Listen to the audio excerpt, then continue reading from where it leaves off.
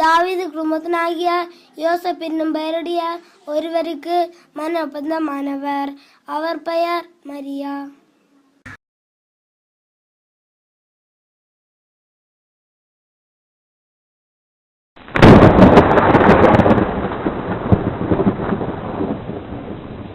அருள்மிக பெற்றவரே வாழ்க, ஆண்டவர் உம்மோடு இருக்கிறார். மரியா, அஞ்ச வேண்டாம், கடவுளின் அருளை கண்டடைந்துள்ளீர்.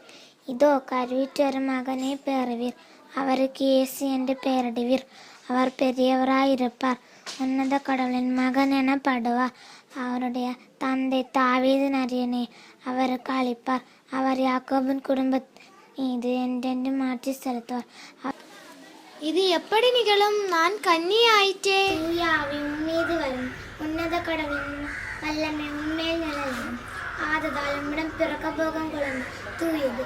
அக்குழந்தை இறைமகன் எனப்படும்.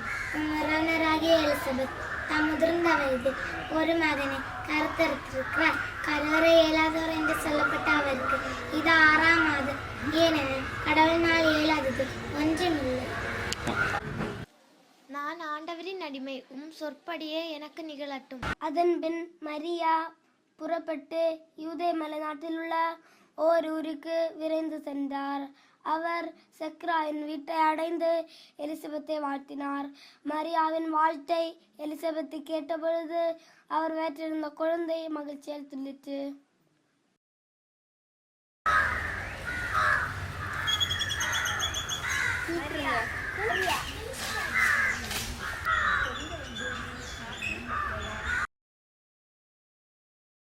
பெண்களுக்குள் நீர் ஆசி பெற்றவர், உம் வயிற்றில் வளரும் குழந்தையும் ஆசி பெற்றதே. என் ஆண்டவரின் தாய் என்னிடம் வர நான் யார்? உம் வாழ்த்துரை என் காதில் விழுந்ததும் என் வயிற்றினுள்ளே குழந்தை பேர் வகையால் துள்ளிற்று. ஆண்டவர் உமக்கு சொன்னவை நிறைவேறும் என்று நம்பிய நீர் பேறு பெற்றவர். ஆண்டவரே, எனது உள்ளம் போற்றி பெருமைப்படுத்துகின்றது. என் மீட்பராம் கடவுளை நினைத்து எனது மனம் பேறு வகை கொள்கின்றது.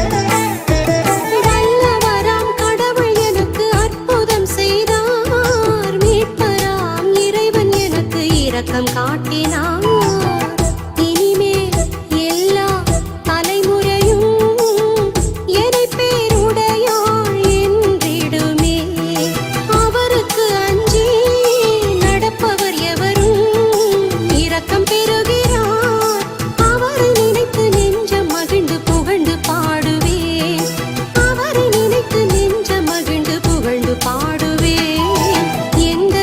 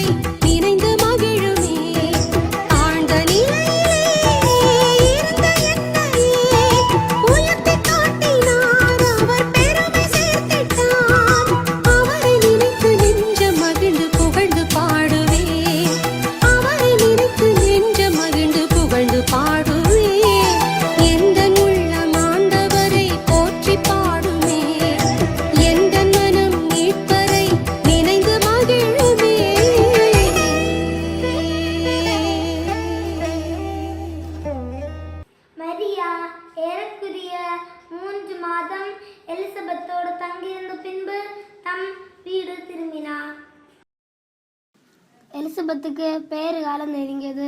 அவர் ஒரு மகனை பெற்றெடுத்தார். ஆண்டவர் அவருக்கு பெரிதும் இரக்கம் காட்டினார் என்பதை கேள்விப்பட்டு சுற்றி வாழ்ந்தோரும் உறவினரும் அவரோடு சேர்ந்து மகிழ்ந்தனர். 8ஆம் நாளில் அவர்கள் குழந்தைக்கு விருத்த சேதனம் செய்ய வந்தார்கள்.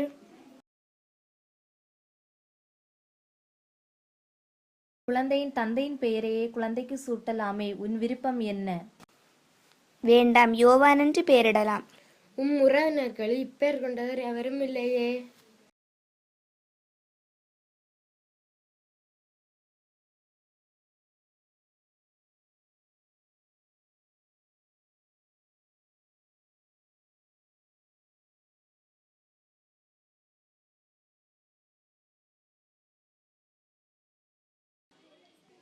இஸ்ரேலின் கடவுளாகிய ஆண்டவரை போற்றுவோம், ஏனெனில் அவர் தம் மக்களை தேடி வந்து விடுதள்ளினார். இக்காலத்தில் அகஸ்து சீசர் தம் பேரரசு முழுவதும் மக்கள் தொகையை கணக்கிடுமாறு கட்டளை பிறப்பித்தார். அதன்படி சிரியா நாட்டில் குரேனியோ என்பவர் ஆளுநரான இருந்தபோது முதன்முறையாக மக்கள் தொகை கணக்கிடப்பட்டது. தம் பெயரை பதிவு செய்ய அனைவரும் அவரவர் ஊருக்கு சென்றனர். தாவீதின் வளம்பினவரான யோசேப்பும் தமக்கு மனோபந்தமான மரியாவோடு பெயரை பதிவு செய்ய கலிலேயாவிலுள்ள நாசரேத்திலிருந்து யூதேயாவிலுள்ள பெத்லகேம் என்ற தாவீதின் ஊருக்கு சென்றார். மரியா கருத்தெடுத்தார். அவர்கள் அங்கிருந்த பொழுது மரியாவுக்கு பேறு காலம் வந்தது.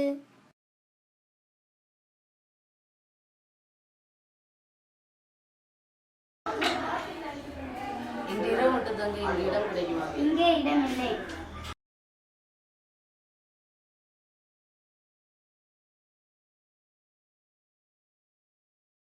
இன்று இரவு மட்டும் தங்க இங்கு இடம் கிடைக்குமா? இடமில்லை, வேறு விடுதிக்கு செல்லுங்கள்.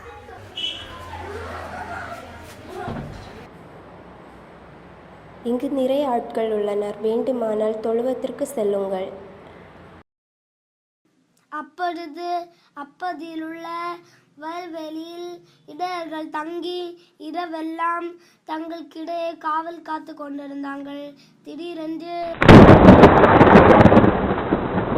அஞ்சாதீர்கள், இதோ எல்லா மக்களுக்கும் பெருமகிழ்ச்சியூட்டும் நற்செய்தி உங்களுக்கு அறிவிக்கிறேன். இன்று ஆண்டவராகிய மெசியா என்னும் மீட்பர் உங்களுக்காக தாவீதின் ஊர் பிறந்திருக்கிறார். குழந்தையை துணியில் சுற்றி தீவன தொட்டியில் கடத்தியிருப்பது காண்பீர்கள். இதுவே உங்களுக்கு அடையாளம்.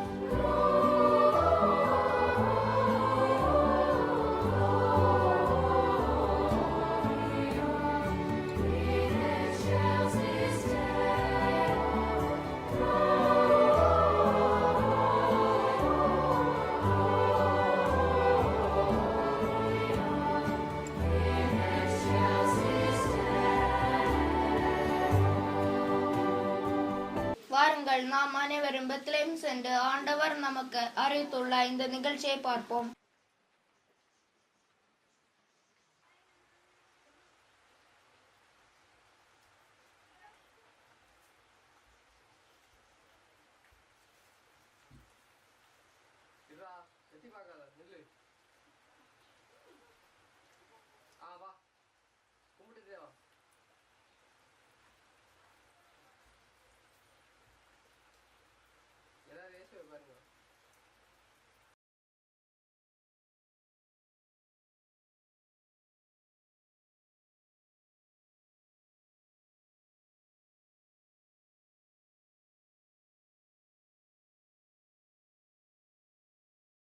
கிறிஸ்தேசுவில் அன்புமிக்கவர்களே, பிறந்த பாலன் இயேசுவினுடைய மகிழ்ச்சியை நாம் கொண்டாடி கொண்டிருக்கின்ற வேளையில் நம்முடைய பிள்ளைகள் கலைத்திறனோடு இயேசுவின் பிறப்பை மகிழ்ச்சியோடு அறிவித்திருக்கின்றார்கள்.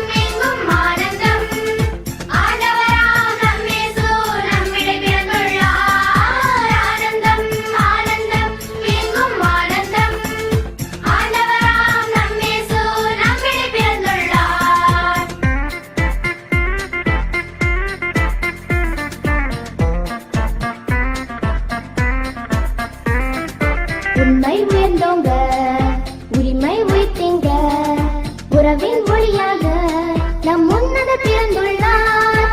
உண்மை உயர்ந்தோங்க, உரிமை உயிர்த்தீங்க, உறவின் மொழியாக நம் உன்னத பிறந்துள்ளார். ஆனந்தம் ஆனந்தம் எங்கும் ஆனந்தம், ஆண்டவராம் நம் இயேசு நம்மிடை பிறந்துள்ளார். ஆனந்தம் ஆனந்தம் எங்கும் ஆனந்தம், ஆண்டவராம் நம் இயேசு நம்மிடை பிறந்துள்ளார். அவரின் வருகை நாள் அவனி மாந்தர் நாள், அன்பை கண்டனரே அமைதி அடைந்தனரே. அவரின் வருகை நாள் அவனி மாந்தர் நாள், அன்பை கண்டனரே அமைதி அடைந்தனரே. ஆனந்தம் ஆனந்தம் எங்கும் ஆனந்தம், ஆண்டவராம் நம் இயேசு நம்மிடை பிறந்துள்ளார். ஆனந்தம் ஆனந்தம் எங்கும் ஆனந்தம், ஆண்டவராம் நம் இயேசு நம்மிடை பிறந்துள்ளார். கிறிஸ்தேசுவில் அன்புமிக்கவர்களே, பிறந்த பாலன் இயேசுவினுடைய மகிழ்ச்சியை நாம் கொண்டாடி கொண்டிருக்கின்ற வேளையில் நம்முடைய பிள்ளைகள் கலைத்திறனோடு இயேசுவின் பிறப்பை மகிழ்ச்சியோடு அறிவித்திருக்கின்றார்கள். அவர்கள் எடுத்த முயற்சிக்கு நாம் பாராட்டுகளை கூறிக்கொள்வோம். மகிழ்ச்சியான இந்த வேளையிலே கடவுள் மனிதனாக பிறந்திருக்கின்றார். கடவுள் மனிதர்கள் மத்தியில் வருவது இதிகாசங்களை வாசிக்கின்ற இந்தியர்களாகிய நமக்கு என்றுமே புதியதல்ல.